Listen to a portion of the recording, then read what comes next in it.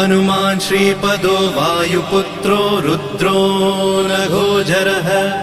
अमृत्यवीरवीरश्च ग्रामवासो जनाश्रयः धनदो निर्गुणः शूरो वीरो निधिपतिर्मुनिः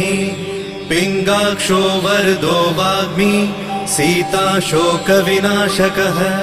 शिवः शर्वत्परो व्यक्तो व्यक्ताव्यक्तो धराधरः पिङ्गकेशः पिङ्गरोमा श्रुतिगम्यः सनातनः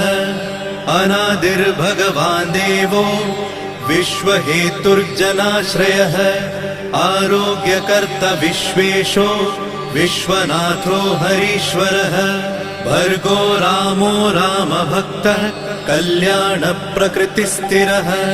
विश्वम्भरो विश्वमूर्तिर्